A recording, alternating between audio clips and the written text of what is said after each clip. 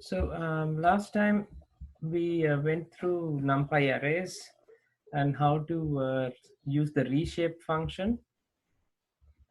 So if you have an array like this, if you define an array, let's say with 6 elements, and then you want to put it into a 2 by 3 array, which means you have to put 3 of these elements, the first 3 in the first row and the second 3 elements in the second row. All right, so then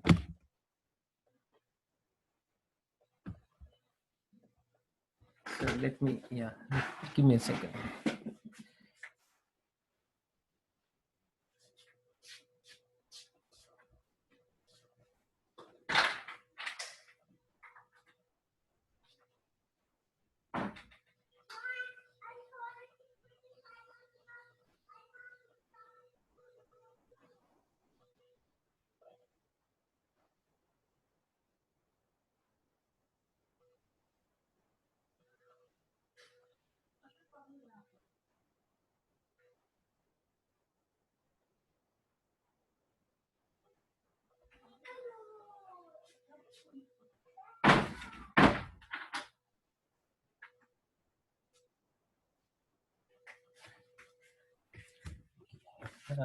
Give me a second. I'm going to connect the writing pad, otherwise I can't write.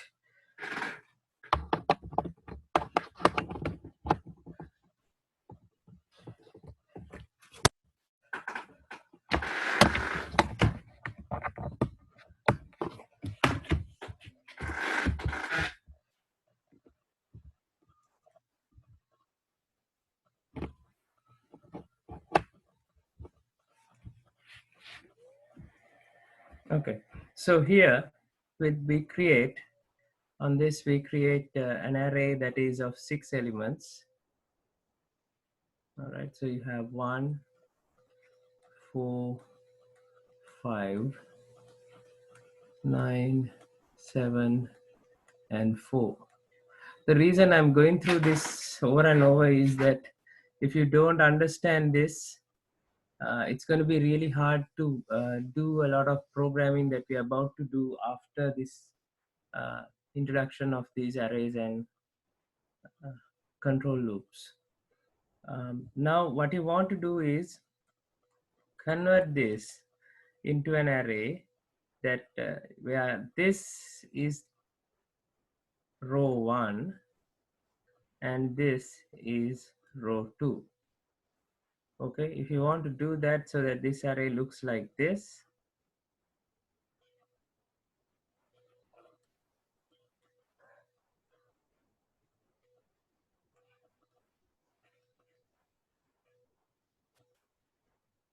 and you have 9, 7, 4. Now currently this array only has indexes in so let me put that in a different color. So the indexes are like that, but now you will have a 2D array with indexes like this. Okay, so we want to convert this, and the way to convert this is, if this is called array B, then you can say np dot reshape. Okay, you change the shape of the array and you input B. Okay, so you input B here, and then you say the shape is 2 by 3, so 2 rows 3 columns. Okay, which will give you this array.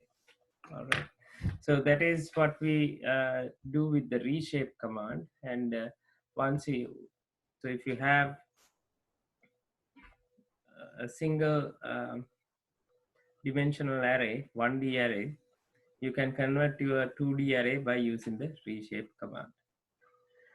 That's one thing we discussed last time. Now, once you have this array of 2D array, then it is easy to sort of say you want to add, if you want to do +2 to each of these elements, you want to add 2 to each of these elements, then you can do it by saying b is equal to b plus 2.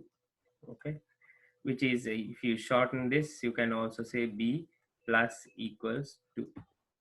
Right, both of these accomplish the same thing, and you will get an array.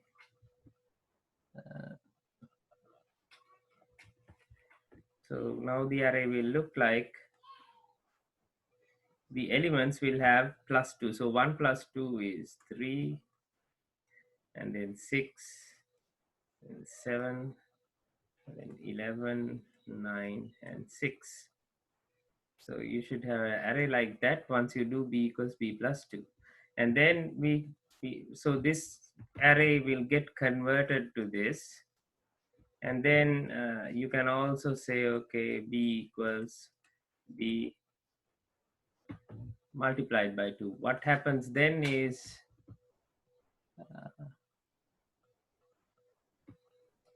each of these elements now will be multiplied by 2. So you multiply by 2 each of these elements. Okay, so if you multiply by 2,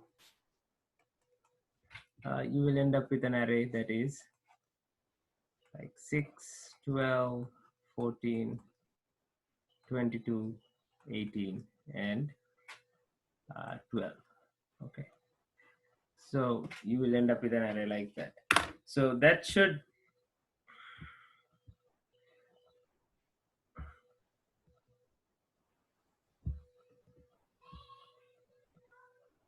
so you see that happening here. You have your first array 1, 4, 5. Let's see what I can. There you go. So that's the first array that we had. Okay, so the 1, 4, 5, 9, 7, 4, and then you reshape it. You have 1, 4, 5, 9, 7, 4 in 2 rows, which is the first step we did.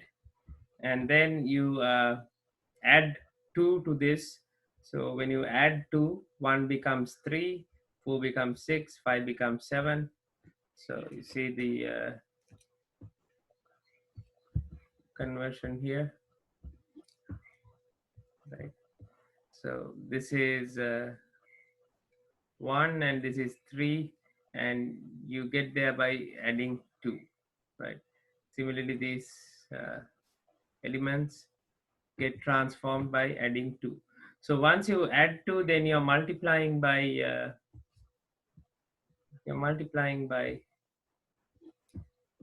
2 also.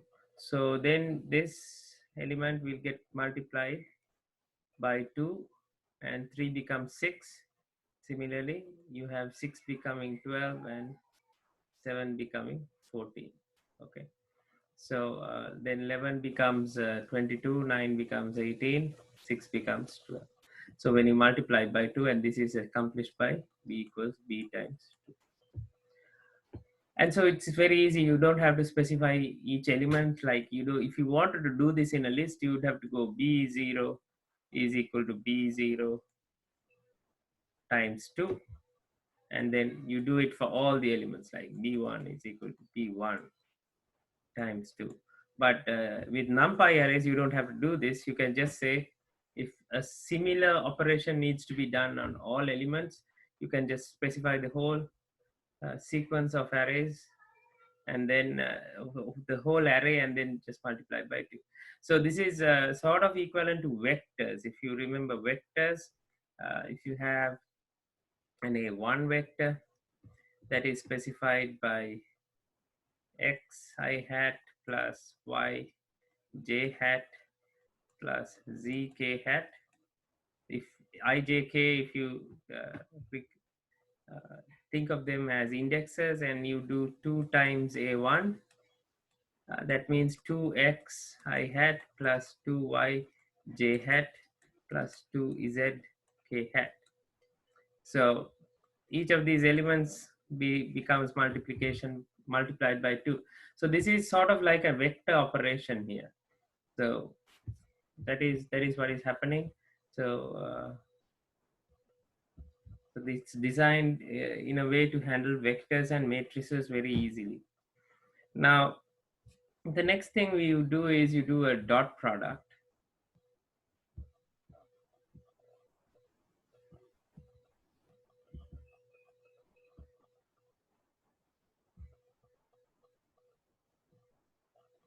So you do a dot product.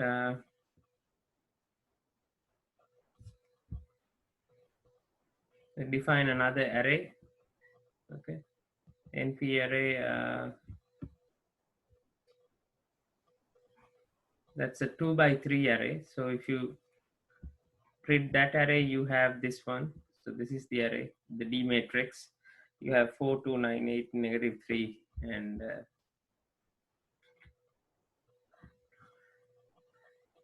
6. So if you do a dot product, what you're doing is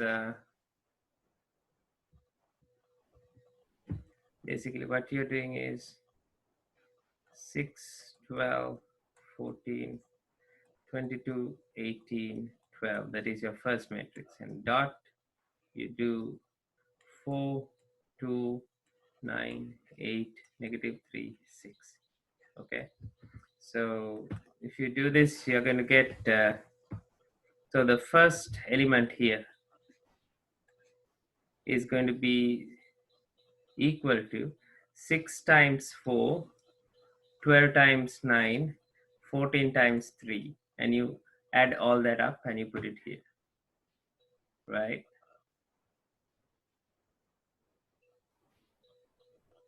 No, sorry. My bad.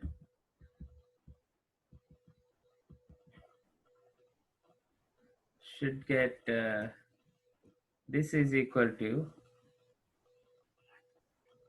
6 times 4 plus 6 times 9 plus 6 times negative 3. So let's see that we get that. That's 24 plus 6 times 9 is 54. So 24 and 54 is 90. No, 24 and 54 is 78. And then this should have been 60.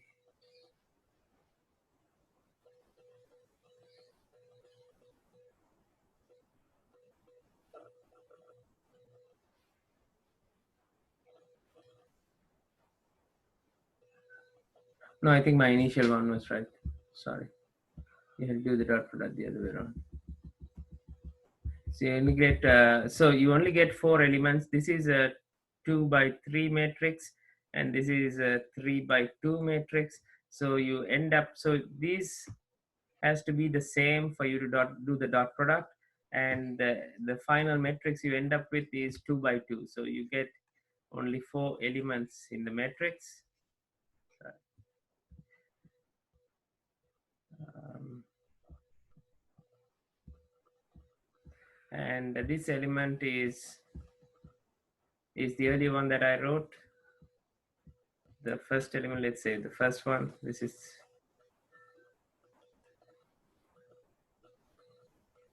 and I don't have enough space to write it, so let's put it here. This element is going to be 6 times 4 plus 12 times 9 plus 14 times negative 3. So if you do this, this is 24 plus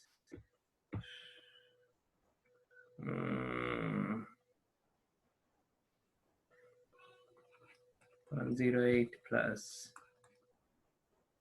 no, not a plus, this is a negative 8, 12, 42, right? So negative, so this is 132 minus 42, and that's 90. So you have 132 minus 42, which is equal to 0 and 90. Okay, so your first element becomes 90. And the second element is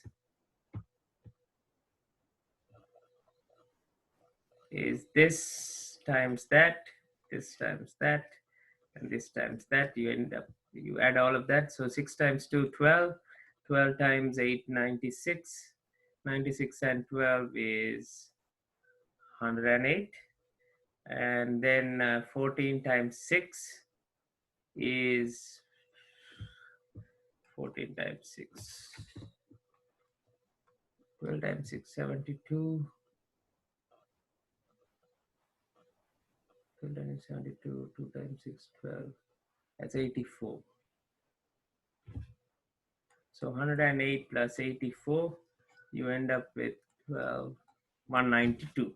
So you get that value here. And the third one, this particular one, is from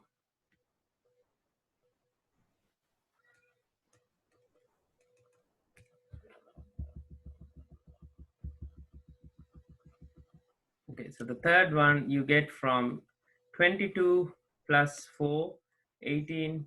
Oh, sorry, 22 times 4 plus 18 times 9 and 12 times 3. So it's going to be a bit of a, so you get 88 plus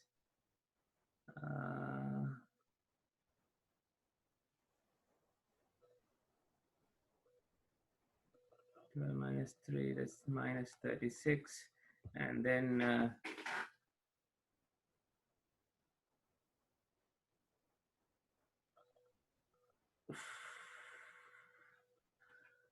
so, okay, something like that. So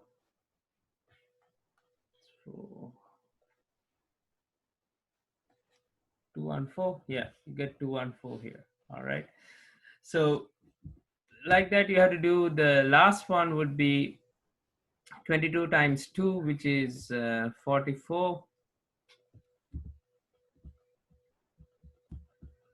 Someone is in the waiting room.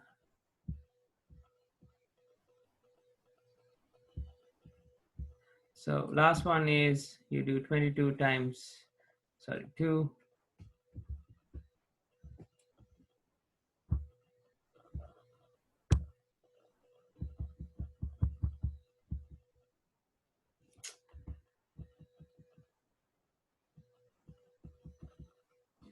Okay.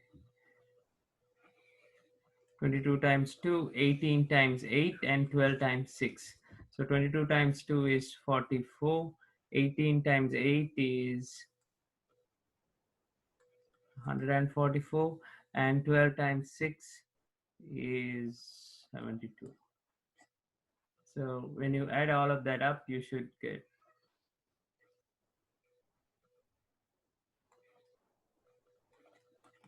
260. So you get 260 here. All right.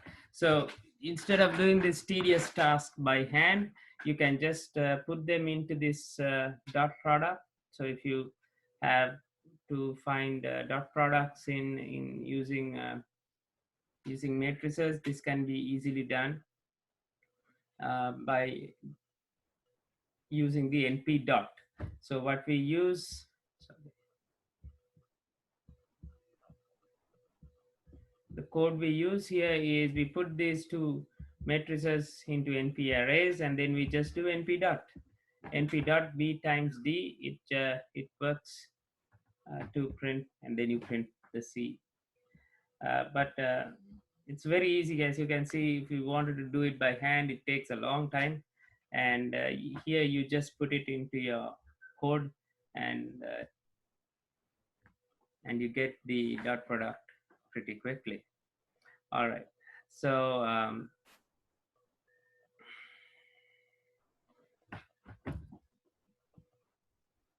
that is what we discussed up to last time.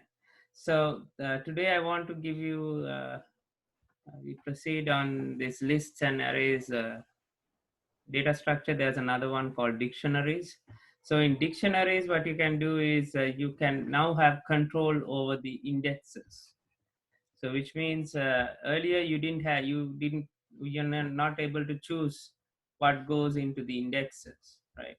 So earlier, I mean, in lists and arrays both. So let's say take a list, and in a list,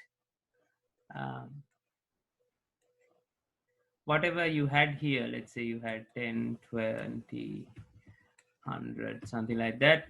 But always, so this is A, and these indexes are always 0, 1, 2, right?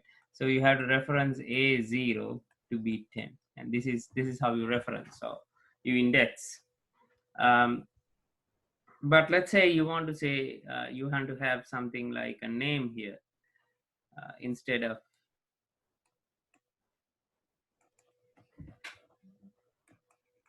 something like that. Can you have that? Yes, you can have that with what we call dictionaries. Okay, so this type of indexing is available in dictionaries, and I have put two dictionaries here. So the way you initialize or define a dictionary is using these curly brackets now. You don't use the square brackets, you use the curly brackets, and then whatever string. So all the indexes are given by strings instead of integers. Arrays and lists use integers like 0, 1, 2, 3, whereas dictionaries use strings like names. So you can give names to your indexes now. So the first index is Emma, the second index is Jake, and the third index is Olivia. So how the list will now look like.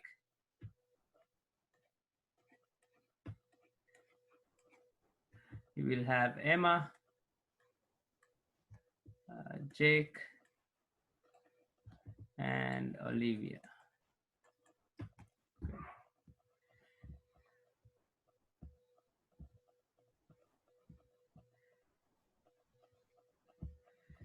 And so this is the room. It's storing room numbers for each of these people. So this is 309, 582, and 764. Now, when you index, you're going to say room, and then square brackets within quotes. If you say Emma, it is going to return to you. If you ask it to print room Emma, it's going to return to you 309. Okay, so that's advantageous when you want to store things that are referenced by names and not by a number. You can do this with a list also. So one of the things you would do, if you want to have indexes with like this, instead of using a dictionary, uh, I mean in C you would do it, because in C it would be harder to create a dictionary, I think. So let me show you how to do that using lists.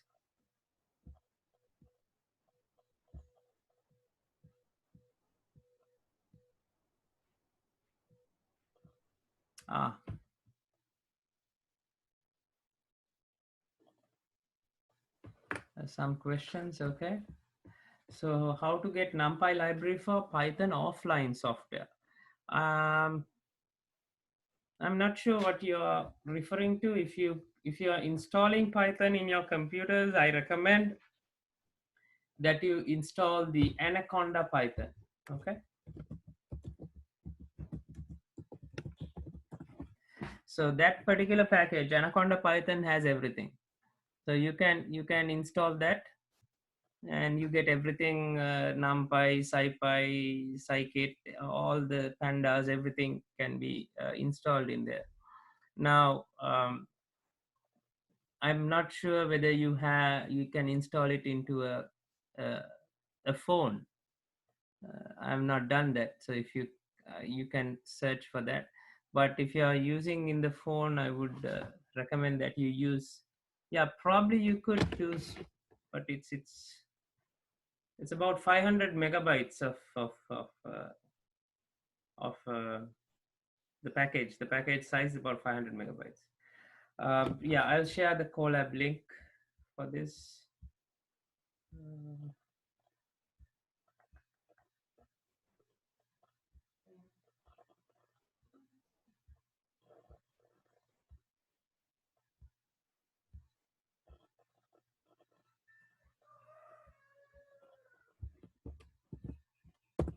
So here you go. That's the Colab link.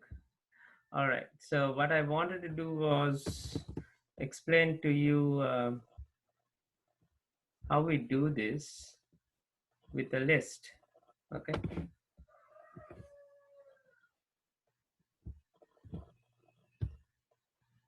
That would So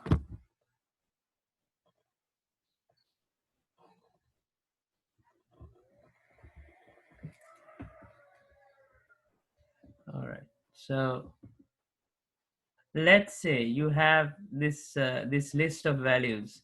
So you have the first value, Emma is 309. What's the other one?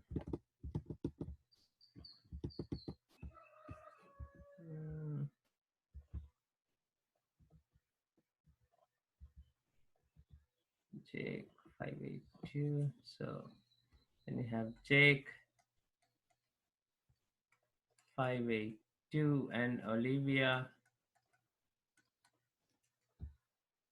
I forget these numbers, 764. 764. Now, if you want to store this using a list and not a dictionary, then you would have to store this set of values, sorry, you'd have to do it in two steps. So you would use this set of values and store that in the first list. So let's say list 1, and that will be the names of the person. And then you would store this set in another list, list 2. Okay, so that can be done. I mean, you can say, okay, names list will have Emma, then you can have Jake and Olivia, and these will be index 0, 1, 2. Then the room lists will have, this is the rooms, that list will have 0, and now the 0 value of this list is room. So room relevant to Emma will be stored in the same index in the next one. So you will say 309 here, and 1 would be 582 because that is the index that you reference with Jake, and Olivia is 2, therefore you'll store 764. But now you see you have to do it using two lists. So what you would do is, then if you want to find the value of the room of Emma, then it is harder because now you have to find where Emma is and then get the index and then use that index and find the room number of this person, right? So if you want to find say the room of Jake, then you have to first find the index of Jake. You have to find this value. So once you find that value, you can go and reference that value here in this array. So right, you say, okay, find Jake in names, and let's say there is a function to do that, and or a method, and this will return to you 1, and then you say room 1, and then this will give you the room of Jake, which is 582. Okay, so that's another way of doing it. You can do it, but that is going to be a little harder to do than dictionaries. Whereas in the dictionary, this process is done automatically, right? The dictionary will do it very quickly. So whatever the values you have for say Emma, Jake, and Olivia, and let's say you put values here, I don't know, whatever, 582, 764, 309, and let's say you put those values in this particular data structure called dictionary, and then what you have are locations now with labels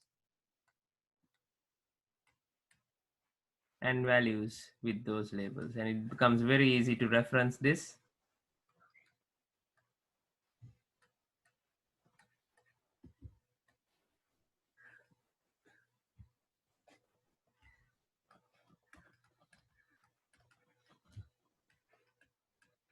All right, so this is going to be your rooms list or dictionary. This is not a list, it's a dictionary. So once you have this data structure, then you will just reference through using the strings. So now you will say, okay, rooms,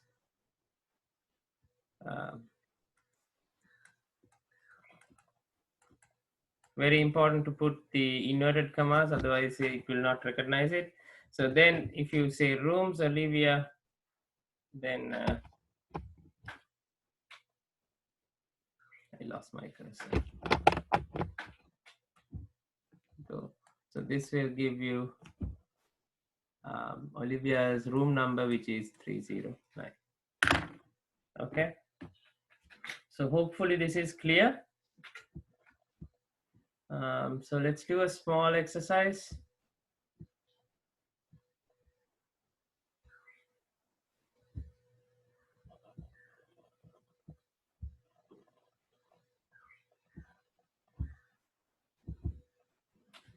So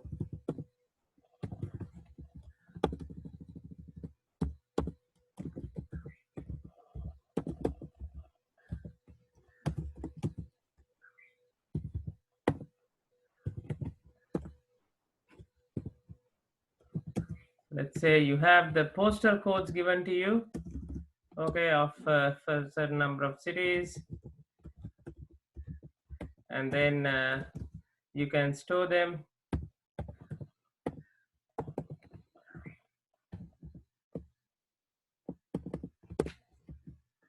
in a let's say, I'm just guessing these numbers.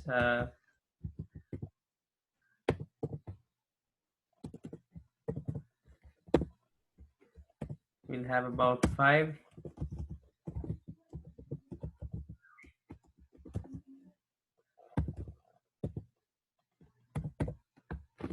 All right, so now you will have a list. Okay, sorry, I've not shared this. Okay, so create a dictionary of for storing these postal codes. Okay, so you have Thalania, Paligoda, Kiripatkota, Kadavada, Dalugama. You have these particular postal codes. So create a dictionary for that and share.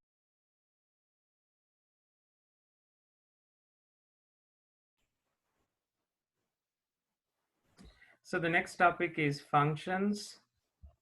So function is a small block of code, or a few lines of code that you can execute or call repeatedly. Okay, so so here we have a function that is defined by using this definition statement. So it says def sin c and then within brackets x. So a few things to note here is that this particular keyword def, uh, the variable, or we call this the arguments of the function. Variable x, this is argument of the function, okay, and then you need this colon. That's okay. So all three are important to defining this function.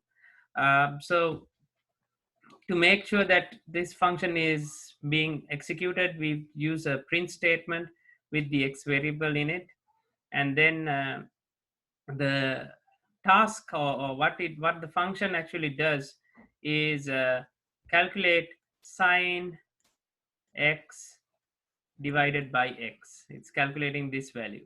For every x that it receives, it calculates this value. And then finally, once it calculates that, it is returning this value y. Returning means once you call this function, this value y will be returned back to the program. Okay. So inside of the program now you come out, and also the function, when you are defining this function, you will see um, that from the definition statements def, you have to leave a space, right? And we call this the indent. All of these statements are, we say, indented. Okay. So if you don't include this space, it's not going to recognize these statements as inside of this function. Okay. So everything that needs to go inside this function has to be indented into this position. All right. So once you do that, then you can call the function by the function name, which is sin c, and then you have to provide the variable sin c 30, and then this particular function will return a value to c. So it will return the y, and the y will come into c, and then you can print c. But the y is now different depending on the input variable x. Okay. So for x equals 30, you have this particular value coming out. X equals 60, you have this one. 70, you have this one, and 80, you have this particular value. So any block of code that you want to call at various times in the code, you can put it into a function, and then you can use that at various times in the code. All right, thank you.